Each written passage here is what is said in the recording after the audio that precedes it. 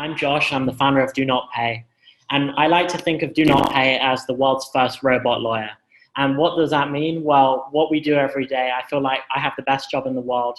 We help people fight corporations and beat bureaucracy. And I started the company 4 years ago. I moved from the UK to America, and I learned that it's very hard to drive in America, and I wasn't the best driver. And so I began to accumulate a large number of parking tickets. And as a college student, I couldn't afford to pay these expensive tickets. And so I had to look for other ways to get out of them. They were like $100 to $300, which was definitely more money than I had. And so I became an expert at all of these obscure government regulations that mean you can get out of your parking tickets. For example, if the signage is not exactly right, or if the parking bay is in the wrong shape, you can just get your ticket thrown out. If they say your car is blue when it should be green, you can't trust anything that they say and the ticket is invalid. And so I learned all of this, and I became a sort of guru for myself and my friends. And I was writing the same letter over and over again, copying and pasting these documents. And what I learned is remarkable, which is that in life, if you know the right things to say, especially to do with the law and parking tickets, you can get out of a lot. And I actually got out of a lot of my tickets and helped my friends. But as a software engineer, I thought that you shouldn't have to pay lawyers 50% of the cost of the ticket or hundreds of dollars just to get access to your legal rights. And I thought that this should all be automated. So I created DoNotPay in early 2016 to solve that problem, really just for fun as a side project. I could never have imagined that everyone eventually who starts getting these parking tickets would use DoNotPay. We went from one case, myself, to like 10 cases, my friend, to thousands, to tens of thousands, to hundreds of thousands. And recently we've just hit 1 million cases across everywhere we work. And about a year into this parking ticket stuff, I realized if this works so well for parking tickets, why not, maybe the idea is bigger than just a few fines, why not expand to other areas of consumer rights? And so I thought there must be other areas where people are being ripped off and don't know what to say. And sure enough, that there are many, many areas. And so fast forward a few years, and DoNotPay now works in over 100 different use cases within consumer rights, from refunds to traffic tickets to DMV appointments, to most recently helping people claim unemployment. And I think this is really important for people and gives them a step up, because the deck is stacked against us individuals, against these large companies and the government. For example, if you pull over on the highway because you break down, maybe the tow trucking company will charge you $75. Meanwhile, if you get towed because you're in the wrong parking space, the tow truck company is going to charge you $500 because you don't have any choice. So it's this really great injustice. And so we've been doing this for a few years, and things were going well. Lots of new users were coming, all organically. We don't spend any money on like Facebook ads or Google ads. It's really just word of mouth and people searching online. And all of a sudden, the COVID-19 crisis hit, and we went from, in certain categories, like 30 times the dispute cases. And so overnight, our number of disputes, we were already quite high, increased by 30 times. So for example, gym membership cancellations. In 2019, maybe 1 million Americans wanted to cancel their gym membership. In 2020, everyone who has a gym membership obviously wants to cancel, and these gyms make it so hard that unless you send them this legal request, you actually have to go in to cancel, and no one wants to go into the gym because that's a huge risk. And so airlines as well. If right now, if you were say traveling from San Francisco to London, there's no reason why you would want to take that flight. There are all these travel restrictions, new travel restrictions in the UK, but the airline just treats it as business as normal. And so if you have to cancel your flight, if you're lucky, they're definitely not going to give you a refund. If you're lucky, they'll give you a travel credit and say, hope you like it, even if it's a refundable ticket. And this travel credit is basically worthless because we don't even know if American Airlines will be around next week. And so no one wants a credit for a potentially bankrupt company. And so before the coronavirus, this was very useful, but now it's just like more needed than ever. And so I'd love to like take you through the customer journey. A customer would be really angry at United and search something like, sue United in Google. And some NFL players seem to be suing United, but generally we're number one if it's not for like this breaking news story. And so at the outset, we give you a guide on how to sue United, but if you want us to do it for you, you can just click solve this problem for me. And now we're into the DoNotPay panel, and it's a huge product challenge to have all of these products in one place. Typically, companies maybe focus on one or two areas, and there's a good reason why they do that. But with us, the average American only travels once a year, and we're trying to help people with all of their consumer rights, and it wouldn't be a very good experience if they only use this once a year. And so that's why we've had to go very horizontal. So, for example, say the consumer is owed $500 by United because they are refusing a refund. What our software will do is it's really a three-stage escalation process. So you talk to it like a real lawyer, and it goes back and forth asking you questions about your issue. And the first step is it will actually contact United itself. It will send a legal demand letter to the claims department within United.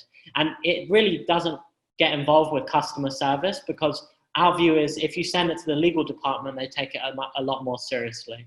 And then United has 10 days to respond. And if they don't respond, then DoNotPay generates even more documents so that you can take them to small claims court, which is this really amazing tool in America where a lot of people don't know about, where you can sue companies and individuals for less than $10,000, and lawyers are actually banned from the courtroom. So it's really whoever has the facts on their side prevails. And DoNotPay, in addition to giving you these documents, will even give you a script to read in court and tell you what to say, and it will tell you what to say if they say something. So if they say, actually, our terms and conditions say that we can't refund you, it automatically tells you in the script. If they say that, you can say, well, because of like Department of Transportation regulation, you actually do have to refund me. So it even has like a cross-examination aspect to it. And so those are our two tools at the moment.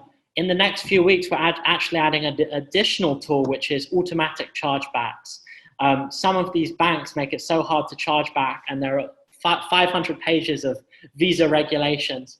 And so before even contacting the company, our software will now contact the credit card company as well. So you have a whole arsenal of consumer rights powers that you can use to get your money back. And it takes about 2 minutes to answer these questions. Landlord-tenant disputes are a big one as well. And then what it will do is instantly generate the demand letter and send it off and take you through that process. I understand that these refunds kind of sound a bit boring, so I'll show you a more exciting product, which is what we call robo-revenge. Before the coronavirus hit, everyone was getting robocalls. It seems to have died down a bit now, but the average American was getting about 8 robocalls a month, with billions and billions being sent. Someone says refunds are not boring. Yeah, I certainly agree with you. So what robo-revenge does is it allows you to sue these robocallers for up to $1,500. There's this law in the US called the Telephone Consumer Protection Act, which means that if a robocaller or telemarketer calls you, you can actually get compensation directly from them up to 1.5K per call. And so what DoNotPay does is it automatically registers you for the federal do not call list to get this process going. And then the next time you get a robocall, you can actually sue these guys. And I'm sure the question that everyone has is, how do you even know who to sue? And this has been a big problem in the past and has hindered a lot of people from exercising their rights under this TCPA law. So what we came up with is this honey trap credit card. And almost all the time, these robocallers are trying to sell you something. And so what you can do is, during the call, you can pretend to be interested in buying whatever they have to offer, give them our credit card number, and this is not tied to you or our identity. This is our card, our virtual card. And the second they try and run a transaction through the payment network, it gets their name, address, phone number, merchant ID, everything you need to sue them, and then the app will take you through the suing process as well and generate the documents. So it's unmasking these anonymous evil robocallers through the payment network. And the banks and credit card companies, I'm sure they don't really like this that much because no money is changing hands. This is kind of a very unique approach to using a credit card. But it's really helpful, and we've actually had people win these big settlements. One of the things we've learned is that robocallers actually settle lawsuits before they even go to court at a much higher rate than typical defendants. And the reason is they're doing such shady stuff that they don't want it going out in the public arena. Often what they're doing is criminally illegal. They don't want other people suing them. So sometimes all it takes is sending a demand letter to a robocaller, and they will actually give you $600 in exchange for an NDA just to make it go away. And it's very interesting. Robocallers settle at a higher rate than landlords with security deposits, for example. And I would say out of all our defendants that we're suing, they're the most likely to just give you the money in the quickest time frame, typically under 20 days. So if anyone ever gets a robocall, I highly recommend this one. Most recently, we have automated the unemployment process. And what we see is, as Rex said, over 35 million people now claiming unemployment. I think around 20% of the population, soon to be even higher. These government systems have been built in the 1980s, sometimes even earlier than that, on these outdated programming languages. And what DoNotPay does is we automate this process, but we do it in a very interesting way. So we ask the user questions, and then instead of using the outdated state systems to make a filing, we actually go back to paper. Our software fills out 30 pages of state unemployment forms and mails that in using the Lob API, which is what we use to mail all of our stuff.